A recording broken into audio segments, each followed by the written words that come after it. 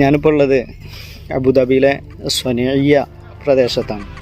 സ്വനയ്യ എന്ന് പറയുമ്പോൾ നമ്മൾ അറബി വേർഡിൽ നിന്ന് തന്നെ അത് മനസ്സിലാകും. ഇത് ഇൻഡസ്ട്രിയൽ ഏരിയയാണ്. ഇവിടെ ഇപ്പോൾ എത്തിയിട്ടുള്ളത് ഒരു ബീച്ച് ഏരിയയാണ്. ബീച്ച് ഏരിയ എന്ന് കൃത്യമായിട്ട് നമ്മൾ ആ ടൂറിസ്റ്റ് പ്ലേസ് എന്ന് പറഞ്ഞുകൂടാ. ഇവിടെ കൺസ്ട്രക്ഷനാണ് കാര്യമായിട്ട് നടക്കുന്നത്. ഇവിടെ ബോട്ട്, അതുപോലെ ഷിപ്പ്, ഇതിൻ്റെയൊക്കെ കൺസ്ട്രക്ഷൻസ് നടക്കുന്നുണ്ട്. അതിൻ്റെ ദൃശ്യങ്ങൾ ഞാൻ കാണിച്ചു തരാം. എൻ്റെ ബാക്കിൽ കാണുന്ന കടലിൻ്റെ ചെറിയ ചെറിയ ഭാഗങ്ങൾ മാത്രമാണ്. ഇപ്പോൾ ഈ ദൃശ്യങ്ങളിൽ കാണുന്നതാണ് ഞാൻ നേരത്തെ പറഞ്ഞ ഈ ബോട്ട് കൺസ്ട്രക്ഷൻ നടന്നുകൊണ്ടിരിക്കുന്നത്. നമ്മൾ കണ്ടാലത് പെട്ടെന്ന് തെറ്റിദ്ധരിക്കാൻ സാധ്യതയുണ്ട് അതെന്തോ ഒരു ബിൽഡിംഗ് ആണെന്ന്. പക്ഷെ ബിൽഡിംഗ് അല്ല, അതൊക്കെ ബോട്ടുകളുടെ നിർമ്മാണങ്ങളാണ്, ടൂറിസ്റ്റ് ബോട്ടുകളാണ്. ഇത് കപ്പലിന് വേണ്ടിയിട്ടാണെന്ന് തോന്നുന്നു. വലിയ ഒരു പാർട്ടാണ് ഇവിടെ നിർമ്മിച്ചുകൊണ്ടിരിക്കുന്നത്.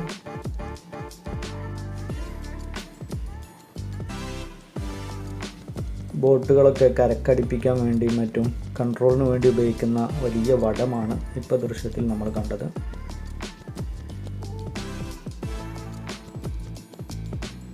ഞങ്ങളിങ്ങനെ നടന്നുകൊണ്ടിരിക്കുകയാണ്. ഞാൻ നേരത്തെ പറഞ്ഞ ബോട്ട് നിർമ്മാണങ്ങളുടെ ചില ഭാഗങ്ങൾ ഇവിടെ നിന്ന് അത് കൺസ്ട്രക്ട് ചെയ്ത് ടൂറിസ്റ്റ് ഏരിയകളിലേക്ക് കൊണ്ടുപോവുകയാണ് സാധാരണ ചെയ്യുന്നത്. ഇതൊക്കെ നമ്മൾ കണ്ടാലിപ്പം ഒരു ബിൽഡിങ്ങൊക്കെ ഉണ്ടാക്കി വെച്ച 3 BHK റൂമുകൾ പോലെയൊക്കെ നമുക്ക് തോന്നിപ്പോകും. പക്ഷേ അതൊക്കെ ടൂറിസ്റ്റുകളെ ഹൈ ലെവൽ, നല്ല 5 സ്റ്റാർ ലെവലിലുള്ള കൺസ്ട്രക്ഷനാണ് നടന്നുകൊണ്ടിരിക്കുന്നത്.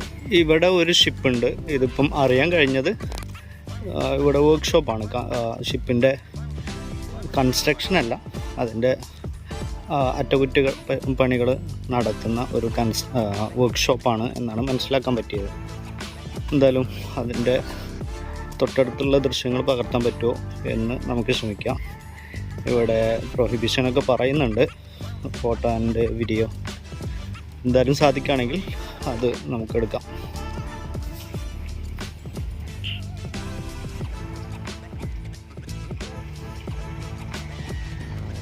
ഇവിടെ ഈ ഷിപ്പിൻ്റെ ഓരത്തായി കടലിൽ നീന്തി കളിച്ചുകൊണ്ടിരിക്കുന്ന ഒരു തരം പക്ഷികളെ കാണാൻ കഴിയുന്നുണ്ട്. എൻ്റെ കൂടെയുള്ള റിയാസ് ഭായി പറഞ്ഞത് അത് പ്രാവുകൾ എന്നാണ്. എന്തോ അറിയില്ല. നമ്മുടെ നാട്ടിൽ സാധാരണ കടൽ കാക്കകൾ ഇവരൊക്കെയാണ് ഇങ്ങനെ നീന്തി കളിക്കാറുള്ളത്.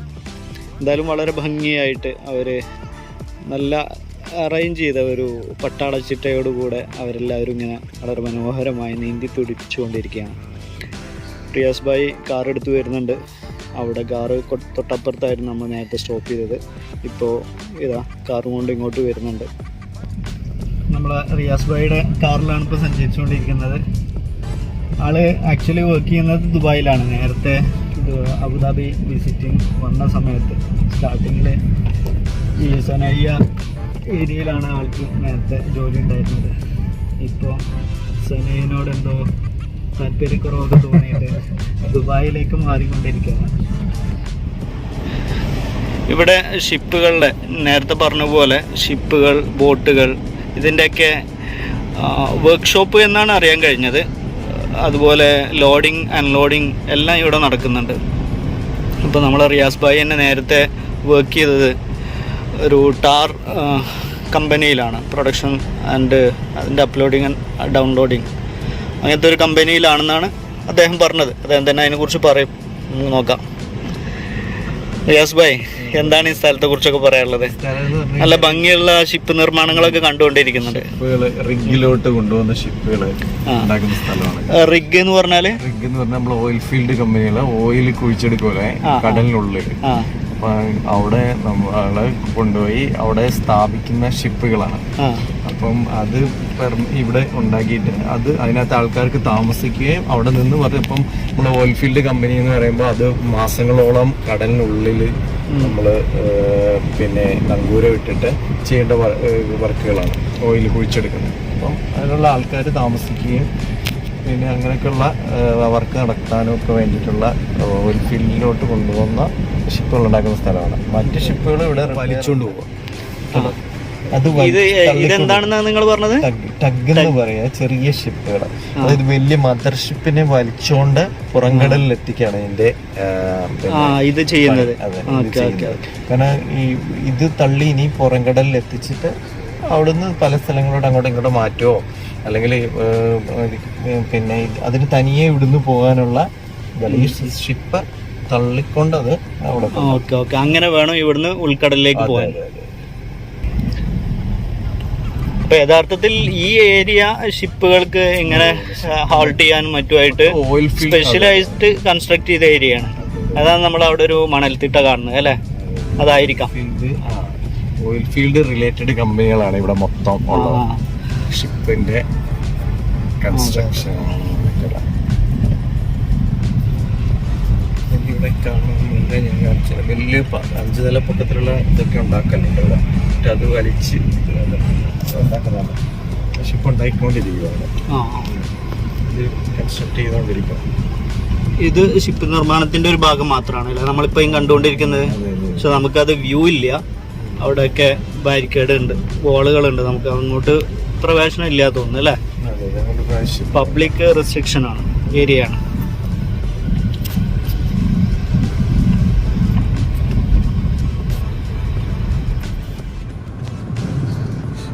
കടലിലുള്ള ആംബുലൻസ് സർവീസ്, അതിനുള്ള ഷിപ്പ്, ചെറിയ ബോട്ട് ഷിപ്പ്, അതിലെഴുതി സർവീസ്. കടലില് ഇങ്ങനെ കടലുകളിലൊക്കെ ഉണ്ടാകുന്ന എന്തെങ്കിലും ആക്സിഡൻസിനൊക്കെ ഉള്ള ആംബുലൻസ് സർവീസ് അല്ലേ? അങ്ങനത്തെ ഷിപ്പാണ് ഇത്. Okay okay.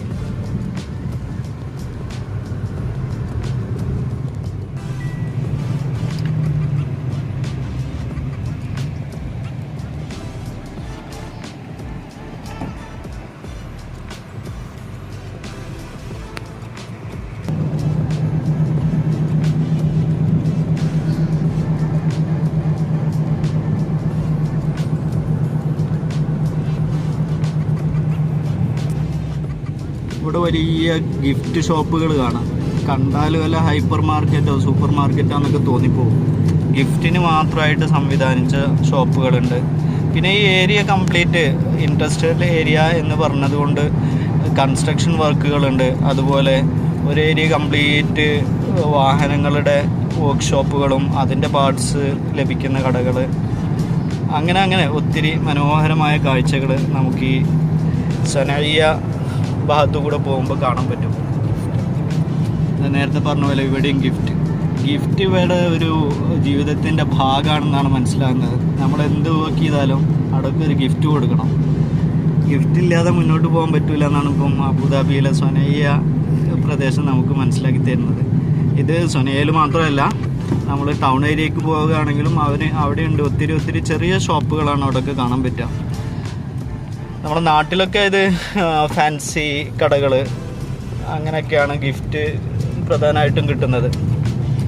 എന്നാൽ ഇവിടെ ഇത് അതിന് മാത്രമായിട്ട് സ്പെഷ്യലായിട്ട് സംവിധാനിച്ച ഒരുപാട് ഏരിയയാണ്. അതെ, ഗിഫ്റ്റ് മാത്രമല്ല, എല്ലാം ഗിഫ്റ്റായിട്ട് കൊടുക്കാൻ പറ്റുമെന്നാണ് ഇപ്പോൾ റിയാസ് ഭായി പറയുന്നത്. ഇതാ ഫ്രണ്ടിൽ കണ്ടോ 1 to 20. നാട്ടിലെ 1 to 20 അല്ല, 1 to 20 ദിർഹമാണ്. ഇന്നിപ്പോൾ 1 ദിർഹമിന് 23.30 ആണ് അതിൻ്റെ വാല്യൂ.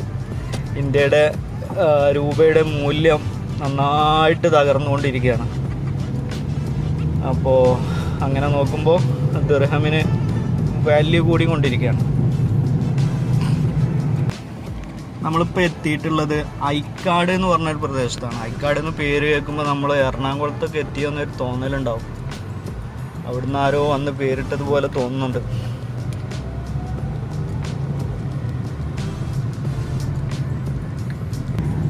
ഞാൻ നേരത്തെ പറഞ്ഞല്ലോ, ഇവിടെ ക്യാമ്പുകൾ, ലേബർ ക്യാമ്പുകൾ, ഇതൊക്കെ ലേബർ ക്യാമ്പാണ്. ഓരോ കമ്പനിയുടെ ആളുകൾ, അവിടുത്തെ എംപ്ലോയീസ് താമസിക്കുന്ന ക്യാമ്പുകളാണ്.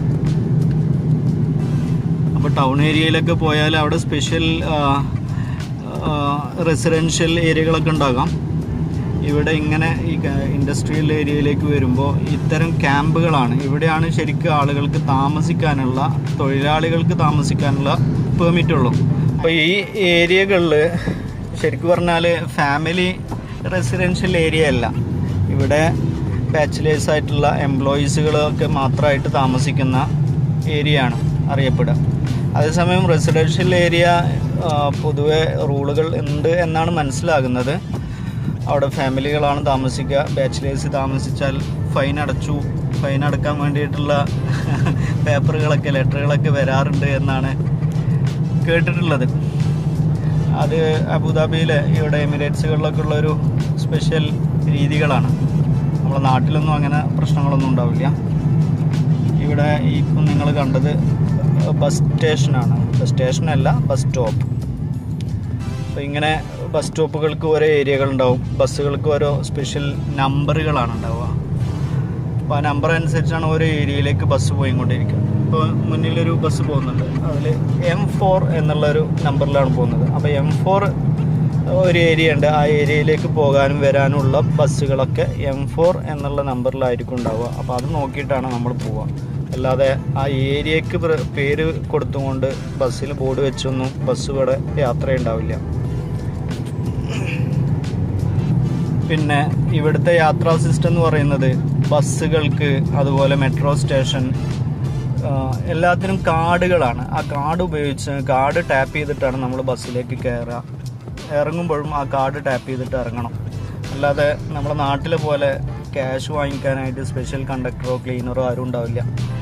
ഡ്രൈവർ മാത്രം ഉണ്ടാവും. ഡ്രൈവർ ഓട്ടോമാറ്റിക് കൺട്രോൾ ചെയ്ത് ഡോറ് കൺട്രോൾ ചെയ്തുകൊണ്ട് ഓപ്പൺ ചെയ്യും. അങ്ങനെ നമ്മൾ ടാപ്പ് ചെയ്ത് കയറുക.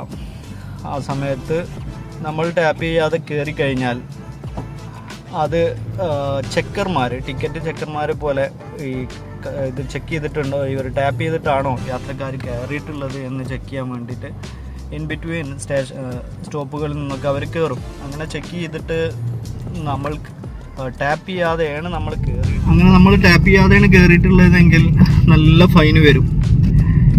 ഈ ബസ്സിൽ അങ്ങനെ കയറി കഴിഞ്ഞാൽ 200 ദിർഹമാണ് ഫൈന്. 200 ദിർഹം എന്ന് പറഞ്ഞാൽ അത്യാവശ്യം 5000 രൂപയുടെ മേലെ ആയി ഇപ്പോൾ ഏകദേശം കണക്ക് നോക്കുകയാണെങ്കിൽ.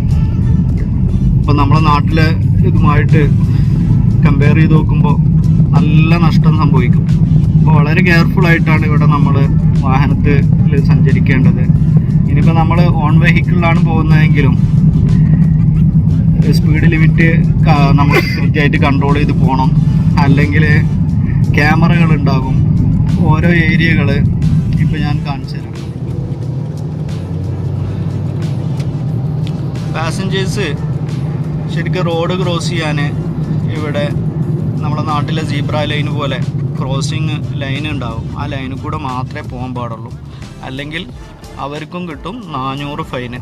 400 ഫൈന് കിട്ടുക എന്ന് പറയുന്നത് വെറുതെ പേപ്പറിൽ എഴുതി കൊടുക്കല്ല. നമ്മളെ എമിറേറ്റ്സ് ഐഡി മേടിക്കും, എന്നിട്ട് അതിൽ അവർ ഫൈൻ ഇടും. ആ ഫൈൻ അടക്കാതെ നമുക്ക് നാട്ടിലേക്ക് പോകാൻ കഴിയില്ല. എയർപോർട്ടിൽ നിന്ന് പിടിക്കും, ഫൈൻ അടച്ചല്ലാതെ നമുക്ക് ഇവിടുന്ന് പോകാൻ കഴിയില്ല. അപ്പോൾ അത് നിയമം പാലിക്കുക എന്ന് പറയുന്നത് ഇവിടുത്തെ ഒരു പ്രധാന അജണ്ടയാണ്. അത് ഇവിടെ വരുന്ന എല്ലാവരും കൃത്യമായിട്ട് പാലിച്ച് കൊണ്ടേണ് മുന്നോട്ട് പോകാൻ കഴിയുള്ളൂ. അല്ലെങ്കിൽ നമ്മൾ ഓരോ മാസം വർക്ക് ചെയ്ത് സാലറി വരുമ്പോൾ അത് സാലറിയിൽ അത്യാവശ്യം ഫൈൻ അടക്കാണ്ടാവും.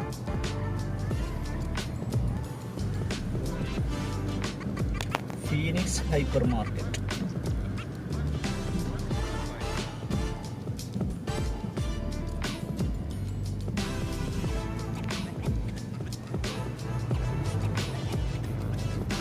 ഇവിടെ ഇപ്പോൾ ഭയങ്കര ട്രാഫിക് ബ്ലോക്ക് കാണുന്നുണ്ട്. ഈ സൈഡിൽ ലെഫ്റ്റ് ഭാഗത്ത് 2 പില്ലറുകളെ പോലെ നിൽക്കുന്നത് കാണുന്നുണ്ടാവും നിങ്ങൾക്ക് വീഡിയോയിൽ. അത് യഥാർത്ഥത്തിൽ ക്യാമറയാണ്. അപ്പോൾ നമ്മൾ സ്റ്റോപ്പ് ചെയ്യേണ്ടടുത്ത് സ്റ്റോപ്പ് ചെയ്യാതെ കൃത്യമായിട്ട് ട്രാഫിക് റൂള്. അപ്പോൾ ഇവിടെ പെഡസ്ട്രിയൽ ഉണ്ട്. ആ പെഡസ്ട്രിയലിൻ്റെ ഇതവിടെ സൈൻ ബോർഡ് ഉണ്ട്, അവിടെ നമുക്ക് കാണാൻ പറ്റും. അപ്പോൾ ഇവിടെ ആളുകൾക്കാണ് ഇമ്പോർട്ടൻറ്റ്. പെഡസ്ട്രിയലിലൂടെ ആൾ പോകുന്നുണ്ടെങ്കിൽ ആ ആൾ റോഡ് കംപ്ലീറ്റ് ക്രോസ് ചെയ്ത് അപ്പുറം എത്തിയിട്ട് മാത്രമേ വാഹനത്തിൽ പോകുന്ന ആളുകൾക്ക് അവരുടെ കാറാണോ എന്താണോ അത് മുന്നോട്ട് ഡ്രൈവ് ചെയ്ത് പോകാൻ പറ്റുള്ളൂ. അല്ലെങ്കിൽ അത് പ്രശ്നമാണ്. CID കാണും, നമുക്ക് ഫൈൻ കിട്ടും.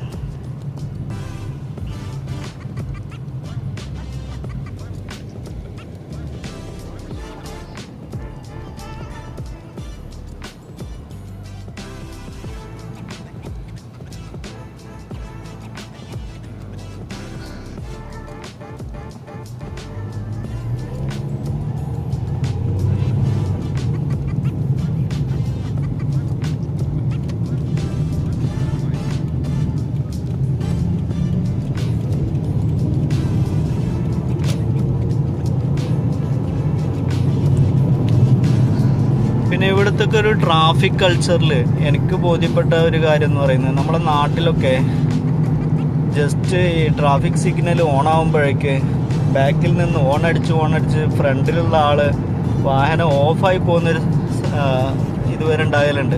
പക്ഷെ ഇവിടെ നിന്ന് നമുക്ക് വാഹനങ്ങൾ പരസ്പരം ഓണടിച്ച് ശല്യം ചെയ്യുന്നൊന്നും കാണാൻ കഴിയില്ല. ഒരു വാഹനവും ട്രാഫിക്കിലാണെങ്കിലോ എവിടെയാണെങ്കിലും ഇനി ഒന്ന് മാറ്റി പാർക്ക് ചെയ്യാൻ വേണ്ടിയിട്ട് പോലും ഓണടിക്കുന്ന സിസ്റ്റം വളരെ കുറവാണ്. എന്ന് പറഞ്ഞാൽ തൊട്ടപ്പുറത്തുള്ള വെഹിക്കിള് ഇപ്പുറത്തെ വെഹിക്കിളിനെ നന്നായിട്ട് റെസ്പെക്റ്റ് ചെയ്യും. അവർ പരസ്പരം അതിനനുസരിച്ച് കൺട്രോൾ ചെയ്തിട്ട് എല്ലാം കൊണ്ടുപോകും. അതൊക്കെ ഇവിടുത്തെ ഒരു ട്രാഫിക് കൾച്ചറാണ്.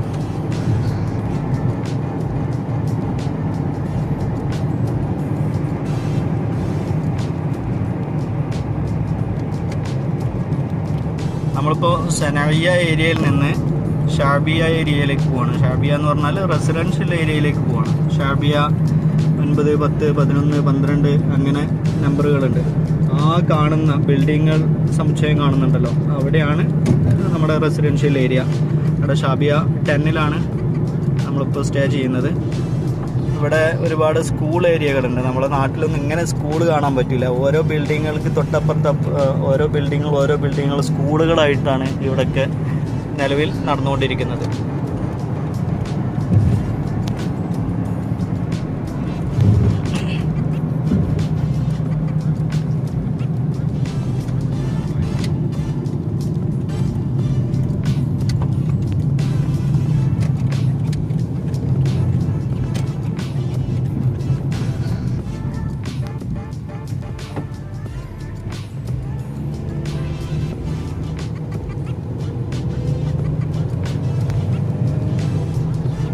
ഇവിടെ തന്നെ എൻ്റെ ഇവിടെ കാണാൻ പറ്റും ഹവൻസ് എന്ന് പറഞ്ഞിട്ടൊരു സ്കൂളുണ്ട്. അതിൻ്റെ തൊട്ടടുത്ത ബിൽഡിംഗ് അത് അടുത്ത സ്കൂളാണ്, സൺറൈസ്. ഇങ്ങനെ സ്കൂളുകൾ തൊട്ടടുത്ത് അതിൻ്റെ പുറകിൽ വേറുണ്ട് ഡ്യൂൻസ് എന്ന് പറഞ്ഞ തൊട്ടപ്പുറത്ത് ആ സൈഡിലേക്കുണ്ട്. നമുക്ക് വീഡിയോയിൽ കാണാൻ കഴിയില്ല. ഇങ്ങനെ ഒരുപാട് ഇതൊക്കെ സ്കൂൾ ഏരിയകളും അത്യാവശ്യം നിറഞ്ഞു നിൽക്കുന്നൊരു പ്രദേശമാണ് യഥാർത്ഥത്തിൽ ഈ ഷാബിയ എന്നൊക്കെ പറയുന്നത്.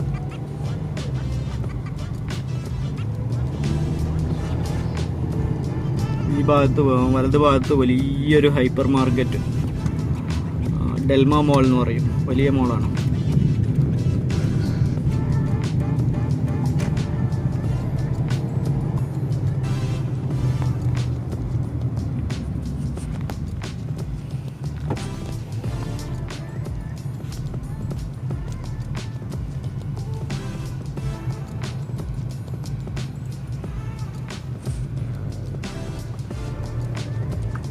ഇവിടെ മറ്റൊരു സ്കൂള് ആ ഭാഗത്ത് കാണുന്നുണ്ട്. അതിൻ്റെ അപ്പുറം മറ്റൊരു സ്കൂള്.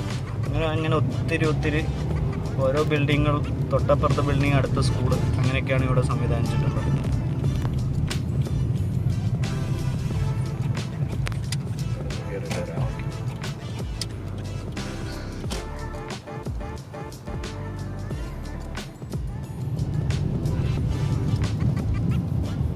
ഇത് മറ്റൊരു സ്കൂളാണ്, എമിറേറ്റ് ഫ്യൂച്ചർ ഇൻ്റർനാഷണൽ അക്കാഡമി.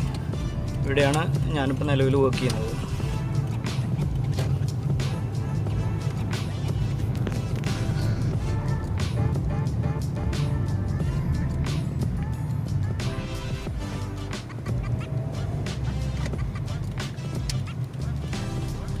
ഷാബിയയിലെ 10ലെ പ്രധാന ഹൈപ്പർ മാർക്കറ്റാണ് അൽ മദീന ഹൈപ്പർ മാർക്കറ്റ്.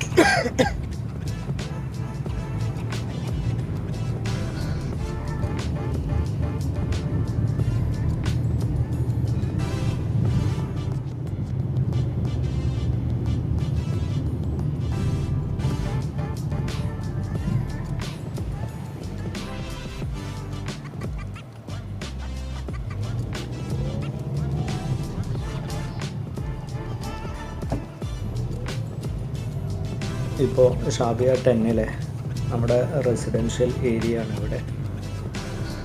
അപ്പോൾ മറ്റൊരു വീഡിയോയിൽ വീണ്ടും കാണാം.